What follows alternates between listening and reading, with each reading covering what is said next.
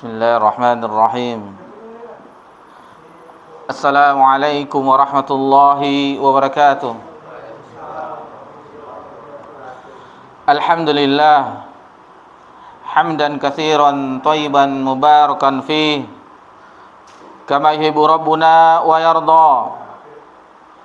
Asyhadu an la ilaha illallah wahdahu la syarika lah wa ashhadu anna Muhammadan abduhu wa rasuluh sallallahu alaihi wa ala alihi wa man sara ala nahjih wa tamassaka bi sunnati ila yaumiddin wa sallaman tasliman katsira. Amma ba'd. Alhamdulillah, puji syukur kehadirat Allah Subhanahu wa taala atas segala limpahan nikmat yang tiada terhingga. Nikmat Allah Subhanahu wa taala senantiasa tercurahkan kepada seluruh makhluknya, baik itu yang di langit, di bumi, bukan hanya manusia saja, akan tetapi seluruh makhluk yang ada di alam semesta ini mendapatkan curahan nikmat dari Allah Subhanahu wa taala, dan itu tidak pernah terhenti walaupun hanya sekejap mata. Dan alhamdulillah, di kesempatan yang berbahagia ini, di tanggal 16 atau 17 Jumadil Ula tahun 1445 Hijriah, bertepatan tanggal 29 November 2023, insyaallah kita melanjutkan pelajaran kita di pembahasan matan Ushulus Sittah, 6 landasan utama di dalam agama kita. 6 landasan pokok yang sebenarnya itu jelas di dalam Al-Quranul Karim, Kitabullah, dan juga sangat terukir indah di dalam sabda-sabda Nabi yang mulia sallallahu alaihi wasallam. Sebagaimana disebutkan oleh muallif di muqaddimahnya, dengan berjalannya waktu seiring dengan perputaran zaman, syariat Nabi sallallahu alaihi wasallam yang murni sebagaimana Nabi sallallahu alaihi wasallam mengajarkan kepada sahabat radhiyallahu anhum ajmain, dengan berjalannya waktu lama kelamaan itu disusupi dengan sesuatu pemikiran yang itu tidak ada dasarnya di dalam agama kita. Namun dengan bertukarnya waktu, bersilihnya waktu lama kelamaan, pemikiran tersebut itu seolah-olah ajaran Islam. Maka dengan mempelajari Ushulus Sittah ini, 6 landasan utama, mudah-mudahan kita mengetahui bagaimana pokok dari agama kita yang itu mudah dipahami, baik itu di dalam Al-Quranul Karim dan hadis-hadis Nabi sallallahu alaihi wasallam. Kemudian salawat beriringkan salam kepada Nabi kita tercinta Nabi Muhammad sallallahu alaihi wasallam. Dan berbahagialah bagi orang-orang yang berusaha untuk mengumpulkan atau mencari warisan Nabi SAW, itu berupa ilmu. Karena setiap Nabi tidak la warasa dinaran wala dirhaman, tidak mewariskan dinar dan dirham, akan tetapi mewariskan ilmu. Lihatlah para ulama kita terdahulu bagaimana perjuangan mereka di dalam mempelajari agama Allah Subhanahu wa taala. Mereka mewakafkan diri mereka terhadap agama Allah Subhanahu wa taala, sehingga tidak mungkin kita bisa menyamai mereka. Contoh dari generasi sahabat, Jabir bin Abdullah radhiyallahu anhu itu berjalan ke Syam, perjalanan 1 bulan hanya untuk mendengar langsung 1 buah hadis. 1 buah hadis. 1 bulan perjalanan dari Madinah ke Syam yang sekarang sudah terkotak-kotak oleh penjajah, sehingga ada Palestina, ada Yordania, ada Lebanon, Suriah. Kalau dahulu itu satu wilayah, suatu provinsi. Zaman kita sekarang yang ada gubernurnya di zaman Umar bin Khattab. Kemudian Imam Ahmad bin Hanbal rahimallahu taala 2 kali berkeliling dunia untuk mengumpulkan hadis Nabi sallallahu alaihi wasallam. 2 kali berkeliling dunia sampai beliau belajar dengan Imam Abdul Razak As-San'ani di San'a, di Yaman. Ketika itu yang mendampingi beliau adalah Imam Yahya bin Ma'in, salah seorang ulama hadis juga di zaman itu. Ketika di musim haji, berjumpalah mereka berdua dengan Imam Abdul Razak As-San'ani. Ketika setelah melakukan manasik, maka mereka sempat mendengar langsung hadis dari Nabi sallallahu alaihi wasallam yang dikumpulkan, yang dihafal oleh Imam Abdul Razak As-San'ani rahimahullah ta'ala. Lalu berkomentarlah Imam Yahya bin Ma'in, "Wahai sahabatku," mereka bersahabat, "apakah kita melanjutkan perjalanan ke San'a atau kita pergi ke negeri lain?" Maka dijawab oleh Imam Ahmad bin Hanbal, niat kita adalah belajar bersama beliau langsung di Yaman. Nah, itulah tekad mereka para ulama, sehingga Imam Ahmad pernah mengungkapkan bahwa beliau menghafal alfun hadis. Alfun 1000 berarti 3 nolnya, berarti 1 juta hadis. Dan itu telah disusun oleh beliau di Musnad Imam Ahmad. Adapun kita, tugas kita hanya mempelajari, tidak perlu 2 kali keliling dunia. Tinggal mempelajari, beli Musnad Imam Ahmad atau di aplikasi handphone ada, tinggal diunduh di Play Store. Musnad Imam Ahmad yang terjemahan ada juga. Itu kita sudah bisa mempelajari tanpa berkeliling dunia. Itu sedikit muqaddimah untuk membuka giroh kita dalam mempelajari agama Allah Subhanahu wa taala. Tentu mereka belajar itu adalah niat mereka. Pernah suatu ungkapan yang indah, dan ini penggugah bagi kita, bahwasanya para sahabat Nabi radhiyallahu anhum, apa yang mereka baca, maksudnya mereka pelajari dari Nabi SAW berupa kitabullah, kalamullah, itu sama dengan yang ada sama kita ini. Hadis-hadis yang mereka dengar langsung dari Nabi SAW juga kita pelajari. Bahkan selesai, lanjut ke yang lainnya. Seperti di Raudatul Jannah, pada subuh selesai Imam Muslim, Sahih Muslim, lanjut ke Sunan An-Nasai. Namun apa yang membuat kita seolah-olah jauh perbedaan kita dengan mereka? Yang membedakan tidak lain, kata para ulama, itu adalah hati, amalan hati, keikhlasan mereka, keimanan mereka itu melebihi umat-umat setelahnya. Melebihi umat. Ya, mereka puasa, kita juga berpuasa. Mereka sholat 5 waktu, kita juga sholat 5 waktu. Mereka sholat malam, kita juga sholat malam. Apa yang mereka amalkan, kita bisa mengamalkannya. Akan tetapi keimanan yang kokoh di dalam hati mereka, itulah yang membedakan kita dengan generasi yang langsung ditarbiyah oleh Nabi sallallahu alaihi wasallam melalui lisannya yang mulia sallallahu alaihi wasallam. Namun demikian, walaupun kita tidak berada, mereka berada di lembah yang lain, kita berada di lembah yang lain, berusahalah kita mengikuti mereka. Orang-orang yang telah langsung belajar dengan Nabi sallallahu alaihi wasallam, umat yang terbaik, generasi Islam, umat terbaik mereka lah. Khairun nas qarni, kata Nabi sallallahu alaihi wasallam, sebaik manusia adalah di zamanku ini, para sahabat. Tidak mungkin profesor, doktor, ahli pikir sekarang, syekh, apapun namanya, kiai, habib, melebihi keilmuannya daripada Nabi sallallahu alaihi wasallam. Itu harus kita tanamkan bahwasanya umat Islam yang terbaik adalah di zaman Nabi sallallahu alaihi wasallam.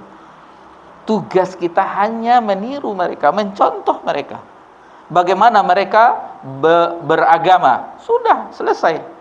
Jangan cari cara-cara beragama yang lain. Jangan cari cara beragama yang lain sebagaimana kita sebutkan tadi, dengan berlalunya zaman sehingga pemikiran-pemikiran di dalam agama itu tersusupi. Jadi tidak kaburlah bagi umat di zaman ini dan yang akan datang bagaimana Islam yang sebenarnya. Baik.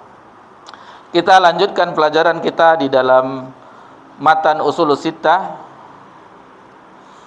Kita memasuki di kesempatan yang berbahagia ini usul yang ketiga,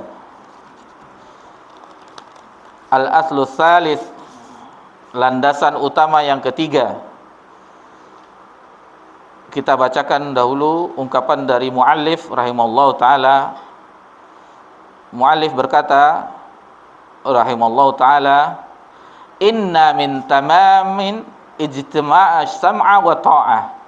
Sesungguhnya termasuk dari kesempurnaan persatuan, karena landasan sebelumnya adalah bersatu di atas agama dan larangan berpecah belah, larangan bercerai-berai. Al-aslus tsalits, landasan utama yang ketiga ini adalah untuk menyempurnakannya, yaitu mendengar dan taat liman ta'ammara alaina walau kana 'abdan habasyiyya. Mendengar dan taat meskipun yang memimpin mereka, yang memerintah mereka adalah walaupun dia hanya seorang budak dari Habasyi, dari Habasyah. Nanti akan kita jelaskan insyaallah. Kita bacakan dahulu ungkapan dari Syekh dalam matan ini. Fabayyanallahu azza bayanan sya'i'an kafiyan biwujuhi min anwa'il bayani syar'an wa qadran. Jadi Allah Subhanahu wa taala dalam menjelaskan ini menjelaskan dengan penjelasan yang sangat indah di dalam kitabullah. Lengkap dan sempurna. Lengkap dan sempurna, baik itu menjelaskan secara syar'iyah, maksudnya secara ayat-ayat kitabullah, dan wa qadara, maksudnya kauniyah, dari kejadian yang bisa diambil pelajaran oleh manusia. Karena ayat Allah itu dijelaskan oleh ulama ada dua, ayat syar'iyah yaitu berupa kitabullah, dan kauniyah yang kalau kita sederhanakan dalam bahasa kita di kampung halaman, alam takambang jadi guru, memperhatikan alam semesta, memperhatikan penciptaan langit, bumi, pegunungan, maka itu adalah ayat-ayat Allah Subhanahu wa taala. Thumma sara hadzal aslu la yu'rafu inda aktsari min yadda'il ilma fa kaifal 'amalu bih. Lalu muallif menjelaskan, kemudian dengan berlalunya zaman, maka landasan ini tidak dikenal, la yu'rafu inda aktsari min yadda'il ilma, meskipun dia adalah mengaku dari orang yang ahli ilmu. Fa kaifal 'amalu bih, bagaimana mereka akan mengamalkannya?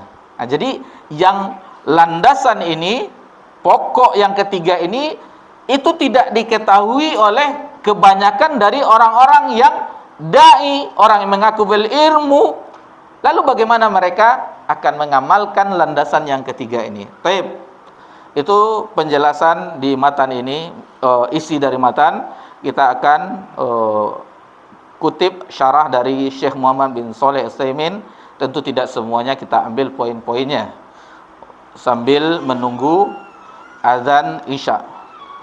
Mudah-mudahan Allah Subhanahu wa taala memberikan kemudahan bagi kita untuk memetik pelajaran pada landasan yang ketiga ini.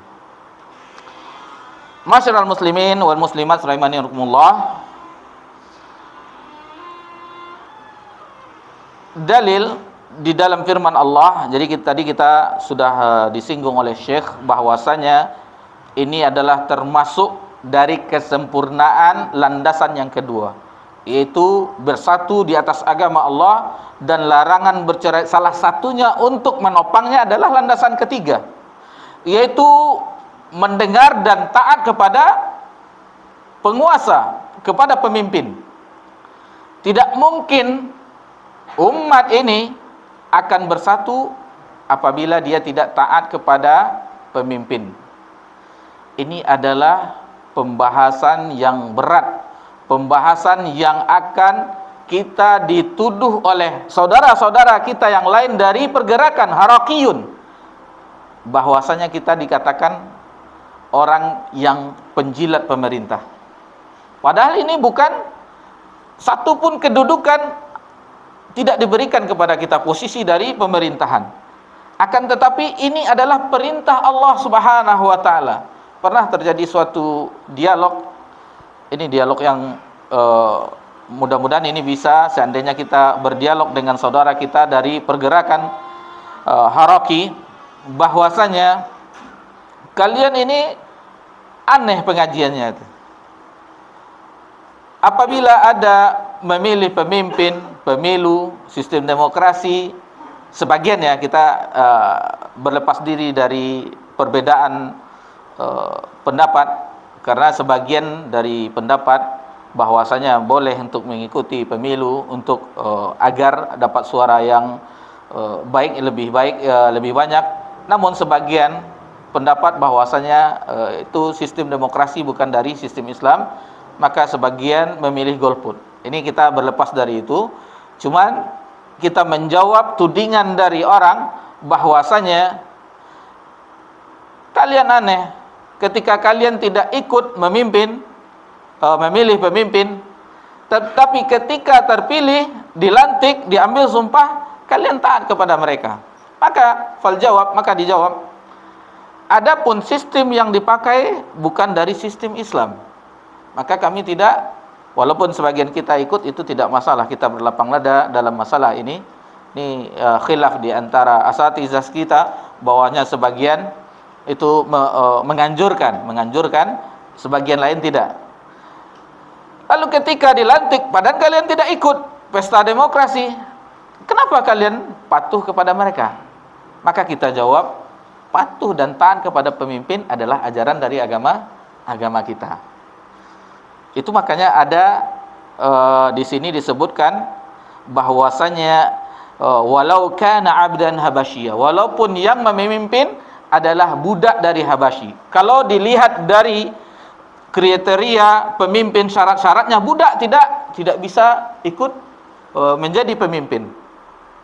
Budak tidak bisa jadi pemimpin. Ini kenapa dikatakan di matan ini? Karena ini sistemnya berbeda. Mungkin budak ini melakukan kudeta atau segala macamnya, maka dia jadi pemimpin, maka kita wajib dan taat. Walaupun itu seorang budak dari Ethiopia, Habasyi, maka Nabi menekankan, nanti akan kita singgung hadisnya dari Irbad Syariah, bahwasanya itu kita tetap wajib mengikuti, taat dan patuh kepada pemimpin.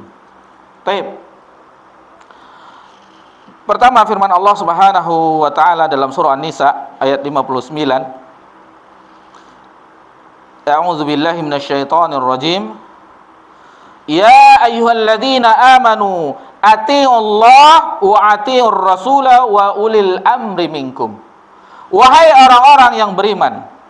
Di pekan yang lalu kita sebutkan ungkapan dari Abdullah bin Mas'ud radhiyallahu anhu, bahwasanya setiap ayat di dalam Al-Qur'an yang didahului oleh nida, panggilan, wahai orang-orang yang beriman, maka dengarkan dengan seksama, perhatikan, karena setelah ayat itu berisikan perintah atau larangan. Contoh di bulan Ramadan, ya ayyuhallazina amanu kutiba alaikumusiyam, berarti perintah untuk berpuasa diwajibkan. Seperti di ayat ini, orang-orang beriman dipanggil di dalam ayat ini untuk ati Allah, untuk mentaati Allah Subhanahu wa taala. Wa atiur rasul, mentaati Rasul, wa ulil amri minkum, dan pemimpin-pemimpinmu.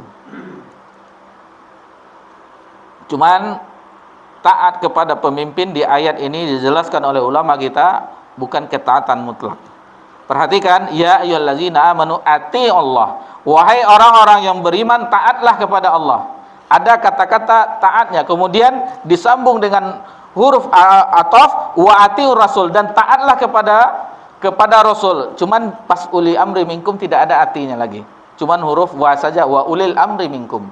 Berarti ketaatan kita adalah dalam masalah yang ma'ruf, yang baik, yang itu sesuai dengan syariat Allah dan Nabi sallallahu alaihi wasallam.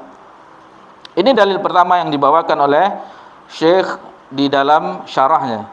Kemudian ayat kedua di dalam surah Al-Anfal, ini juga disinggung di bab sebelumnya. Ayat yang ke-46, wa atiullaha wa rasulahu wa la tanaza'u fatafshalu wa tazhaba rihukum wasbiru innallaha ma'as sabirin. Jadi, dan taatlah kepada Allah, wa atiullaha wa rasulah, dan kepada Rasul, wa la tanaza'u, dan jangan berselisih. Ini dalil ini sudah kita bahas di pekan yang lalu, cuman diulang lagi di Syekh pada ini untuk menekankan, karena bab bukan landasan yang ketiga dengan kedua itu berkaitan. Fatafshalu wa tazhabari hukum, yang itu menyebabkan kamu gentar. Wa tazhabari hukum, dan akan menimbulkan kelemahan. Jadi hilangnya kekuatan. Wasbiru, maka bersabarlah. Innallaha ma'as sabirin, sesungguhnya Allah bersama orang-orang yang sabar. Kemudian di dalam surah Al-Imran ayat 103, ini juga dibawakan oleh Syekh di bab yang sebelumnya atau landasan sebelumnya. Wa'tasimu bihablillahi jami'a wa la tafarraqu, dan berpegang teguhlah dengan tali agama Allah dan jangan bercerai-berai, jangan berpecah belah. Telah kita jelaskan hablum tadi di situ di pekan yang lalu, bahwasanya itu adalah agama Allah, dan juga berupa penafsirannya lainnya adalah Al-Qur'an. Karena Al-Qur'an adalah tali yang kokoh bagi seorang hamba terhadap Allah Subhanahu wa taala. Taib, itu diantara dalil dibawakan oleh Syekh Muhammad bin Shalih Al-Utsaimin ketika menjelaskan matan ini. Kemudian di dalam hadis Nabi sallallahu alaihi wasallam sungguh ada beberapa dibawakan di sini. Cuma kita pilih saja, tidak mungkin semuanya kita sebutkan. Yang pertama, hadis yang terdapat di dalam Sahih Bukhari dan Sahih Muslim, di mana Nabi sallallahu alaihi wasallam, ini dari sahabat yang mulia Ubadah bin Samit radhiyallahu anhu, di mana dia berkata, bay'na Rasulullah sallallahu alaihi wasallam, kami berbaiat kepada Rasulullah sallallahu alaihi wasallam. Baiat adalah janji setia, ala sam'a wa ta'a, untuk mendengar dan taat, fi munsyatina wa makrihina, di dalam keadaan kami senang dan di dalam keadaan kami benci. Makruh, benci, atau tidak dalam keadaan maksudnya yang tidak disukai. Wa usirna wa yusirna, baik itu dalam keadaan susah dan dalam keadaan senang. Jadi para sahabat berbaiat kepada Nabi sallallahu alaihi wasallam untuk mendengar dan taat kepada Nabi sallallahu alaihi wasallam, baik itu di dalam keadaan senang, dalam keadaan dia membencinya, yang tidak disukainya, dalam keadaan susah, dan dalam keadaan lapang. Wa atharahu alaina. Jadi kami lebih mendahului beliau, maksudnya Nabi sallallahu alaihi wasallam, wa an la tunazi'al amra ahlah, dan kami akan memberikan sesuatu itu kepada ahlinya. Qal illa an tarau kufran bawahan indakum minallahi fi burhan, kecuali nampak kekufuran. Ini dia, nampak kekufuran yang jelas. Dia maksudnya pemimpin itu kufur, maka dengan jelas maka itu baru tidak taat. Jadi syaratnya apabila pemimpin itu melakukan kekufuran, maka itu baru tidak taat kepada pemimpin tersebut. Di hadis yang lain di Sahih Muslim, man ra'a min amiruhu syai'an falyasbir fa innahu man faraqul jamaah shibran famaitatahul jahiliyah. Nabi sallallahu alaihi wasallam menyebutkan bahwasanya barang siapa yang melihat dari pemimpinnya sesuatu, maka bersabarlah. Fa innahu man faraqul jamaah, barang siapa yang menyelisihi, keluar dari jamaah, shibran, walaupun itu sejengkal, famat, apabila dia mati, famaitatahul jahiliyah, maka dia mati dalam keadaan jahiliyah. Ini bagi orang yang keluar dari ketaatan kepada pemimpin. Apabila dia mati, maka dia mati dalam keadaan jahiliyah.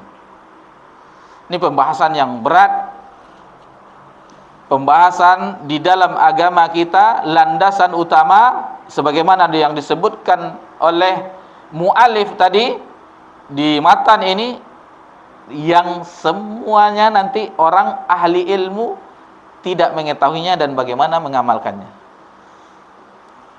Kemudian di hadis yang lain, bahwasanya Nabi sallallahu alaihi wasallam, isma'u wa ati'u wa in amara alaikum abdan habashi, dengarlah dan taatlah meskipun yang memimpinmu, memerintahmu adalah seorang hamba Habashi. Di sini kita jelaskan agak panjang. Kita ambil hadisnya, mungkin tidak sempurna, cuma seingat kita. Nanti bisa bapak-bapak, ibu-ibu lihat hadis Irbad bin Syariyah. Hadis Irbad bin Syariyah, kalau di Matan Arba'in An-Nawawiyah, itu hadis yang ke-28. Hadis yang ke-28, bahwasanya kata Irbad bin Syariyah, Nabi sallallahu alaihi wasallam memberikan mau'izah, memberikan pelajaran kepada kami yang membuat hati kami bergetar dan air mata kami berlinang. Perhatikan, Nabi sallallahu alaihi wasallam memberi wejangan kepada para sahabat yang membuat hati mereka bergetar dan mata mereka berlinang air mata. Kata Irbad, seolah-olah ini adalah nasihat yang terakhir. Lalu Nabi sallallahu alaihi wasallam berwasiat, usikum bitaqwallah. Itu nasihat Nabi yang pertama, diwasiatkan kepada para sahabat untuk takwa kepada Allah Subhanahu wa taala. Jadi takwa ini adalah sumber kebahagiaan dunia dan akhirat. Takwa adalah wasiat Allah Subhanahu wa taala, wasiat para nabi, wasiat para sahabat, wasiat orang-orang soleh terdahulu, wasiat khatib Jumat setiap Jumat. Lihatlah kita di hari Jumat, khatib mewasiatkan kita untuk bertakwa kepada Allah Subhanahu wa taala, karena takwa adalah sumber kebahagiaan dunia dan akhirat. Nabi memberi wasiat kepada para sahabat agar bertakwa, kemudian mendengar wasam'a wa ta'ah, mendengar dan taat kepada pemimpin. Kepada pemimpin ada riwayat mengatakan walaupun yang memerintah seorang budak, sementara di sini disebutkan isma'u wa ati'u wa in amara alaikum abdan habasyi, walaupun yang memimpinmu adalah seorang budak dari Habasyi. Sampai segitunya, sampai masalah itu Nabi memperingatkan agar kita tetap taat mendengar kepada pemimpin. Bukan lulusan luar negeri yang bisa berbahasa Inggris atau segala macamnya. Ini merupakan pelajaran bagi kita, siapapun yang menjadi pemimpin, kita wajib taat. Dan ini adalah landasan dari agama kita. Berat bagi kita terasa, terlebih kalau waktu kita baru awal-awal kajian sebelum mempelajari landasan-landasan di dalam agama. Kalau begitu kita, masa pemimpin begini? Di hadis yang lain disebutkan oleh Nabi di Sahih Muslim, kita secara makna teringat akan kita, walaupun kamu dipukul, kata Nabi SAW, walaupun hartamu diambil, tetap taat kepada pemimpin. Adapun kewajiban kita telah kita tunaikan, karena agama kita menyuruh taat kepada kita, telah kita. Adapun tentang pemimpin, nanti keadilannya di akhirat. Nah, itulah ilmu yang memberi cahaya pada dada kita agar tidak ada was-was lagi. Karena kalau tidak, maka kita akan terbawa oleh pemikiran-pemikiran orang-orang harakiyun itu baru berapa abad ini. Kita sebutkan saja karena ini masalah yang sangat penting. Ini live juga ya. Tapi tidak apa-apa, kebenaran. Seperti IM, Ikhwanul Muslimin, itu pergerakan. Atau Hizbut Tahrir, itu pergerakan. Yang mereka sebagian yang lebih ekstrim lagi, ini kalau di Indonesia alhamdulillah tidak terlalu ekstrim, yang tidak sampai mengkafirkan negara ini. Karena mereka beranggapan bahwasannya sebagian yang agak keras dia mengkafirkan. Ini Indonesia adalah negara kafir, berhukum dengan hukum taghut. Dalilnya faman lam yahkum bima anzalallah faulaika humul kafirun. Barang siapa yang tidak berhukum dengan hukum Allah, maka dia kafir. Ini Pancasila, Undang-Undang Dasar 45. Nah, ini kalau kita tidak mempelajari ini, maka mereka menghalalkan darah kaum muslimin. Harus kita pelajari. Karena ini selain kita mengetahui kebenaran, kita harus mengetahui bagaimana pemikiran-pemikiran yang kita katakan tadi, dan Syekh menyebutkan mu'alif di muqaddimah itu telah dilupakan oleh kebanyakan orang. Padahal agama kita jelas menjelaskan secara gamblang di dalam Al-Quran dan hadis.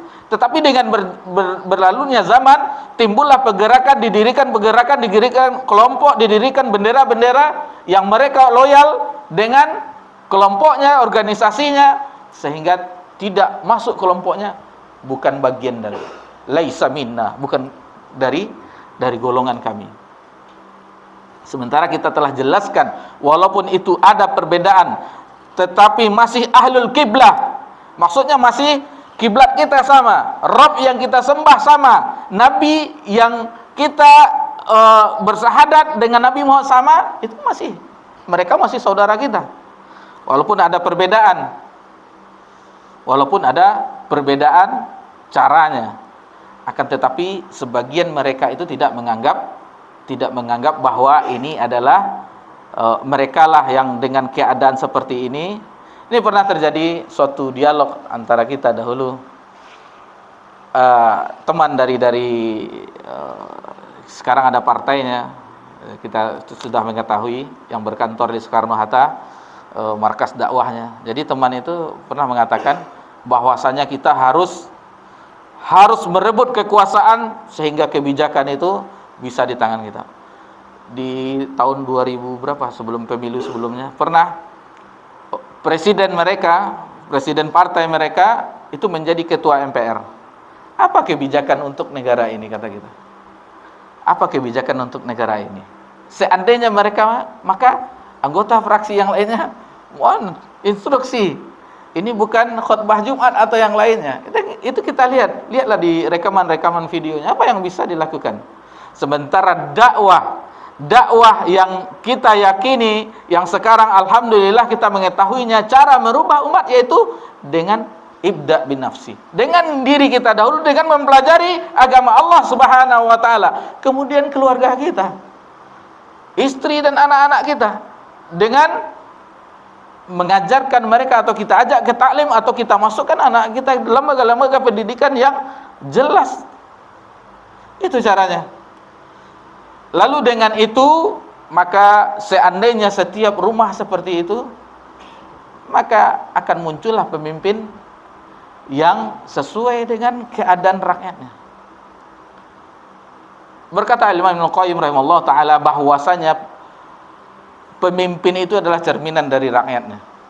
Pemimpin itu cerminan dari rakyatnya. Ya, memang benar. Kita muamalah dengan banyak orang itu masih bermasalah dengan hutang. Lalu kita perhatikan pemerintah kita rupanya bermasalah juga dengan hutang.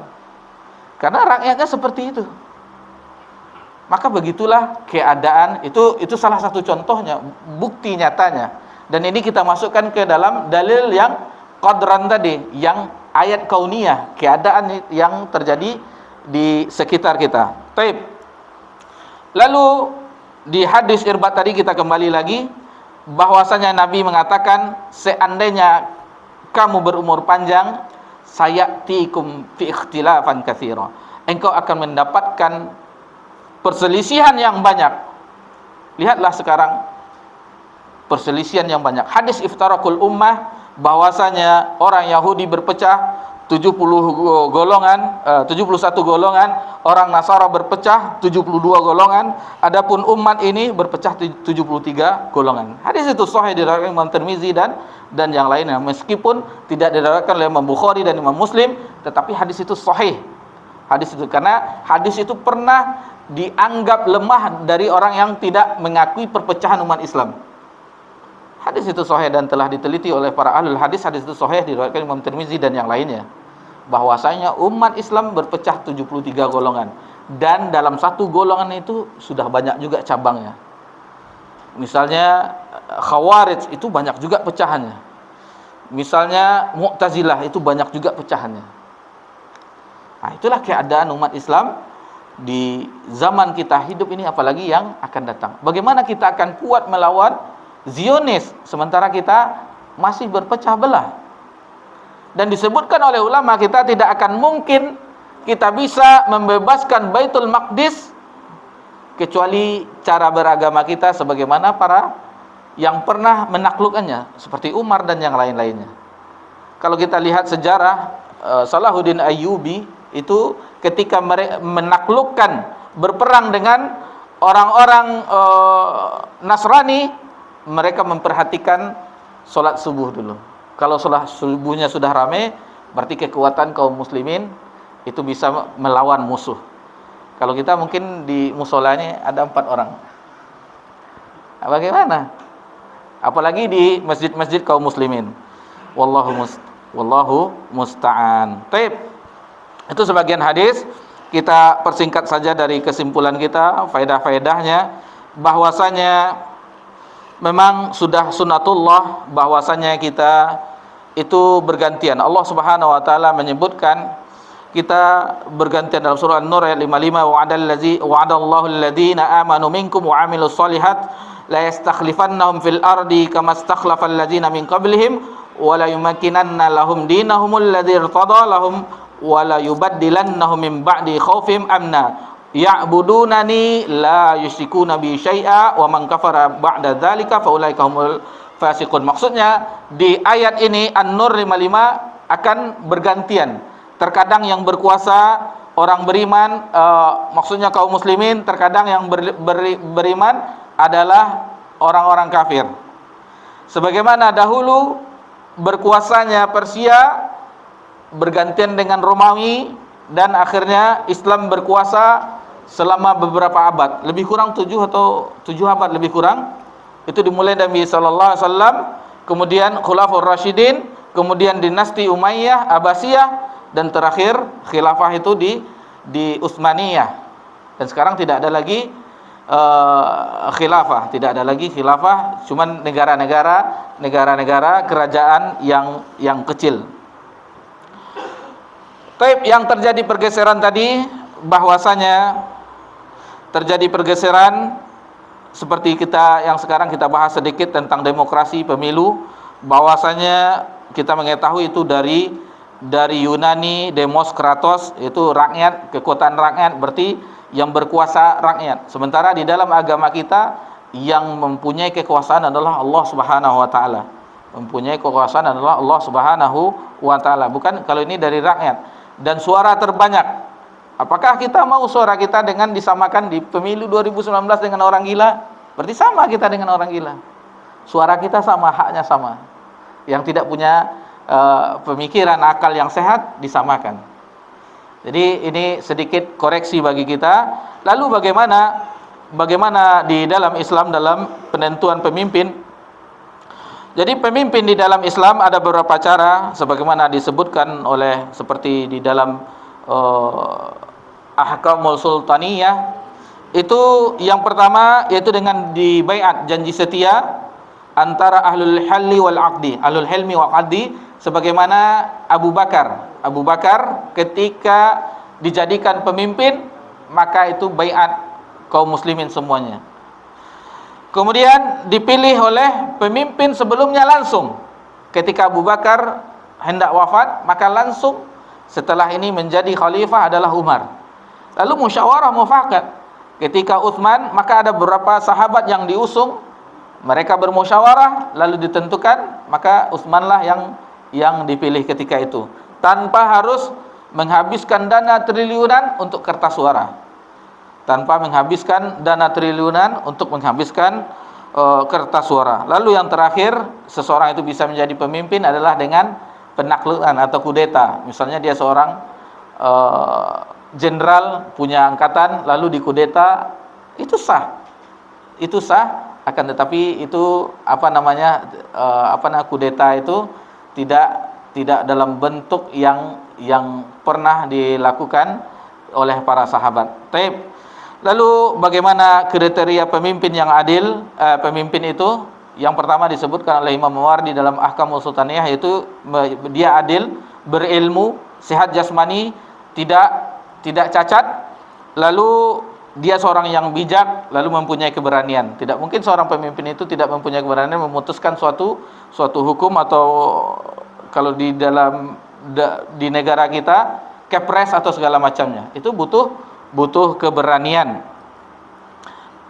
Dan banyak keutamaan di pemimpin yang adil ini, diantaranya bahwasanya doa yang tidak ditolak oleh Allah Subhanahu wa taala, diantaranya al-imamul adil, pemimpin yang adil. Kemudian orang yang shaim, orang yang berpuasa. Kemudian dakwatul mazlum, doa orang yang terzolimi. Di dalam hadis yang lain diriwayatkan Abu Hurairah, ada 7 golongan yang di hari kiamat kelak mendapat naungan yang tidak ada naungan kecuali naungan Allah Subhanahu wa taala. Di antaranya adalah pemimpin yang adil. Dan kita akhiri bahwasanya karena sudah azan terdengar di tempat yang lain, bahwasanya ingatlah ulama terdahulu, beliau pernah mengucapkan, seandainya saya memiliki satu doa yang mustajab, maka saya akan berdoa agar diberikan pemimpin yang adil. Agar diberikan pemimpin yang adil. Pertanyaannya, pernahkah kita berdoa agar negara kita ini mendapatkan pemimpin yang adil? Atau kita geli jemari kita untuk mengkoreksi pemerintahan? Itu tergantung kita. Dan alhamdulillah di landasan yang ketiga ini jelaslah bagi kita bagaimana kita bersikap yang benar, yang dituntun dalam kitabullah dan sunnah Nabi SAW terhadap pemimpin kita. Adapun dalam keadaan yang maksiat, maka kita tidak patuh. Adapun dalam itu sesuai dengan syariat Allah dan hadis Nabi, maka kita patuh. Atau untuk kemaslahatan, seperti lampu merah itu untuk kemaslahatan, maka kita patuh. Kita patuh. Adapun dalam maksiat, maka itu kita tidak boleh taat kepada Allah di dalam maksiat kepadanya. Tidak boleh taat kepada makhluk dalam maksiat kepada Allah Subhanahu wa taala. Demikianlah yang bisa kita jelaskan. Ini sebenarnya gampang menjelaskan ini, karena terkadang di antara teman yang sudah mengaji tidak memahami ini, tidak memahami landasan utama ini. Dari mana kita mengetahui? Dari media sosial. Kita berteman dengannya, lalu kita perhatikan mengoreksi pemerintah. Banyak dari orang-orang walaupun dia sudah mengaji tidak memahami ini, karena ada subhat yang masuk. Kalau kita tidak ikut, nanti yang banyak nanti, oh ini yang ini menang liberal, ini. Sementara kita keyakinan Allah, kita minta kekuasaan kepada Allah karena Allah yang berkuasa, bukan rakyat berkuasa, bukan demokrasi, tetapi Allah yang berkuasa. Mintalah kepada Allah Subhanahu wa taala pemimpin yang adil. Demikianlah yang bisa kita jelaskan di landasan yang ketiga ini, walaupun terbata-bata menjelaskannya karena agak gagap juga menyinggung. Untung partainya tidak disebut, kita menyinggung golongannya. Seandainya ada orang yang takutnya dipotong-potong, ini bahaya nih. Lihatlah begini pemikirannya. Ini pemikiran yang kita ambil dari Al-Quran dan hadis, bagaimana kita harus taat kepada pemimpin. Seandainya Bapak Jokowi dengar kajian kita, mungkin kita diangkatnya jadi menteri semua. Ini sekedar, tapi kita tidak seperti itu. Kita biarlah mereka mengurus, tetapi kita mengurus pribadi kita, keluarga kita, dan umat, agar mereka menjadi hamba yang bertakwa. Ambillah kursi itu untuk mereka, untuk memimpin. Yang penting mereka membela agama Allah, menegakkan hukum Allah Subhanahu wa taala. Taib, mohon maaf jika ada kesalahan. Insyaallah akan kita lanjutkan ke landasan keempat di kajian kita yang akan datang. Subhanakallahumma bihamdika asyhadu an la ilaha illa anta astaghfiruka wa atubu ilaik. Wassalamu ala nabi Muhammad sallallahu alaihi wasallam wa ala alihi washabbihi ajmain. Walhamdulillahirabbil alamin. Wassalamualaikum warahmatullahi wabarakatuh.